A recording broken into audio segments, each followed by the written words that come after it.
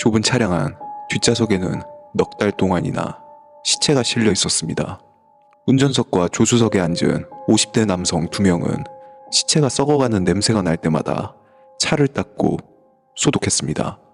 그들에게 이 시체는 공포가 아니라 자신들이 모시는 여왕에게 바치는 충성의 증거였습니다. 심지어 영적인 능력이 있는 무속인이라고 믿으며 그녀가 혼내주라고 명령하면 영문도 모른 채 5시간이 넘게 사람을 때려 죽이기까지 했습니다. 하지만 이 기괴한 연극 뒤에는 아주 현실적이고 비루한 진실이 숨어 있었습니다. 그들이 섬긴 30대 미혼 무속인의 정체, 그녀는 사실 이혼 경력이 있는 50대 여성이었고 오랫동안 목포 산정동 일대의 노래방과 유흥주점을 전전하며 살아온 사람이었습니다. 도대체 산정동의 네온사인 아래서 익힌 기술이 어떻게 살인 무기가 되었을까요? 안녕하세요, 모리아티입니다. 오늘 사건은 목포 주차장 살인사건이라고 알려져 있습니다. 단순한 강도 살인처럼 보이지만 들여다보면 가스라이팅이라는 단어 하나로는 설명이 부족한 기괴한 사기극이 보입니다. 가짜 나이, 가짜 직업, 그리고 가짜 명분, 이 거짓말들에 속아 성인 남성 2명이 살인범이 되고 시체와 동거를 했습니다. 오늘 우리는 3가지 질문을 따라갑니다. 첫 번째, 산정동 유흥가 출신 50대 여성은 어떻게 30대 미혼 무속인이라는 가면을 썼는가? 두 번째, 왜 남성들은 그녀의 말을 검증하지 않고 맹목적으로 따랐는가? 그리고 마지막, 왜 그들은 시신을 버리지 않고 3개월 넘게 차량에 방치를 해두었는가? 확인된 사실들부터 정리해보겠습니다. 2025년 5월 15일 새벽, 전남 목포 50대 여성 김씨와 남성 공범 2명은 평소 알고 지내던 50대 여성 B씨를 차량에 태웠습니다. 50대 여성 김씨와 B씨는 마트에서 일하다가 서로 알게 된 사이라고 했습니다. 이미 수차례 김씨는 B씨에게 빌려준 적도 없는 돈을 갚으라 요구했고 그 돈을 수차례 받아낸 전적이 있었습니다. 이날도 김씨는 B씨에게 빌려간 돈 400만 원을 갚으라 말했고 B씨가 주저하자 공범 남성 2명에게 B씨를 혼내주라 말했습니다. 남성 2명은 김씨에게 잘 보이기 위해서 김씨의 환심을 사기 위해서 경쟁적으로 대나무와 여러 흉기를 통해 그녀를 폭행하였습니다. 결국 그녀는 차량 안에서 사망했습니다. 사람이 죽었지만 그들은 신고하지 않았습니다. 시신을 차량 뒷좌석에 싣고 비닐로 덮은 채 수일간 유기장소를 물색하려 목포와 무안 일대를 끌고 다녔습니다. 결국 유기에 실패하자 그들은 차량을 무안 공터에 세워두고 방치하기를 선택합니다. 그리고 주기적으로 차량에 들러 냄새가 나지 않도록 소독을 하고 재밀봉하는 작업을 거쳤다고 합니다. 수사 결과 이 참극의 지휘자 김씨의 실체가 드러납니다. 그녀는 공범 남성들에게 자신을 30대 미혼 무속인이라 속이며 심리적으로 지배하고 있었습니다. 하지만 그녀의 진짜 얼굴은 50대 이혼녀였고 목포 산정동 유흥가에서 잔뼈가 굵은 인물이었습니다. 이제 이 사건의 핵심 퍼즐을 맞춰볼 차례입니다. 가장 미스터리한 부분은 50대 남성 둘은 왜 또래 여성을 30대로 믿었을까요? 단순히 외모가 동안이어서였을까요? 저는 아니라고 생각합니다. 이것은 그녀가 살아온 환경, 산정동 유흥가에서 체득한 기술일 가능성이 높습니다. 유흥업소는 손님의 결핍을 빠르게 파악하고 그들이 듣고 싶어하는 말을 해주는 곳입니다.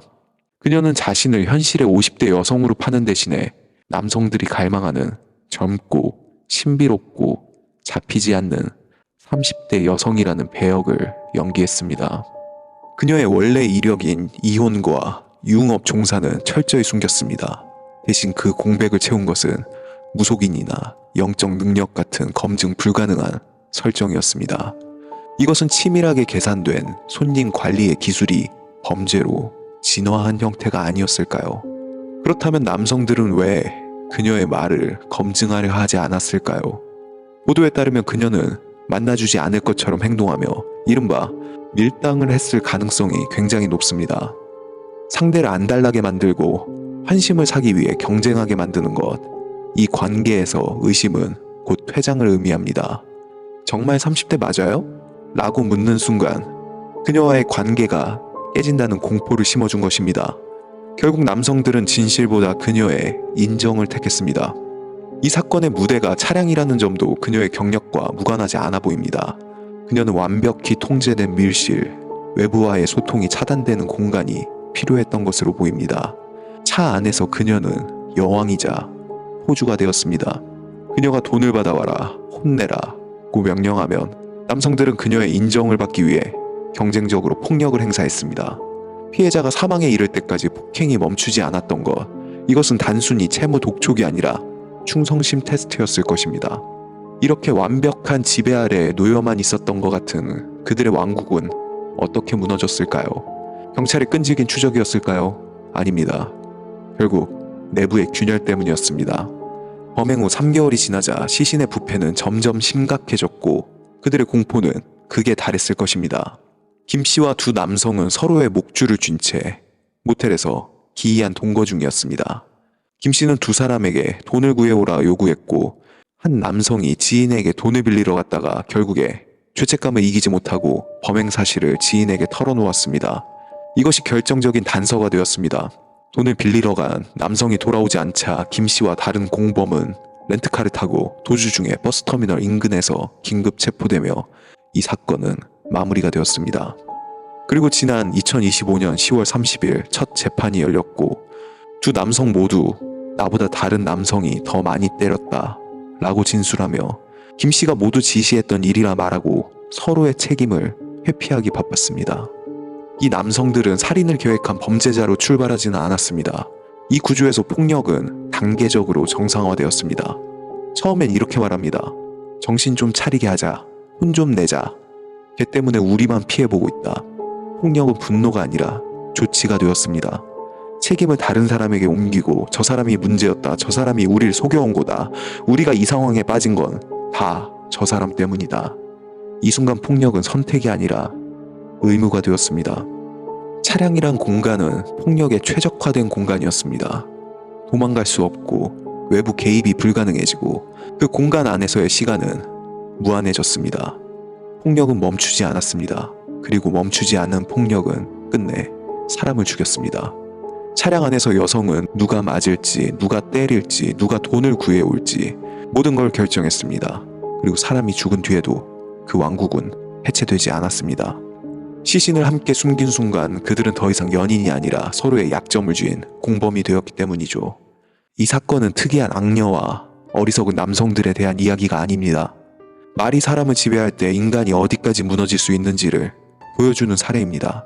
질문이 금지된 관계, 승인과 허락에 목을 매는 인간, 좁은 공간에서의 권력, 그리고 침묵으로 유지되는 사회. 우리는 생각보다 쉽게 누군가의 말 앞에서 폭력의 손이 되곤 합니다. 그리고 그 세계는 아주 좁은 공간 안에서도 완성될 수 있습니다. 재판에서 그들이 모든 죄를 인정은 했지만 우리는 여전히 질문해야 합니다. 검증 없는 믿음은 신앙이 아니라 파멸의 지름길입니다. 그들이 숭배한 건 여왕이 아니라 산정동 골목에서 마주칠 수 있는 타인의 욕망을 먹고 사는 아주 평범하고 비정한 포식자였을 뿐입니다. 이 사건에 대한 여러분의 의견을 댓글을 통해 자유롭게 알려주세요. 지금까지 모리아티였습니다.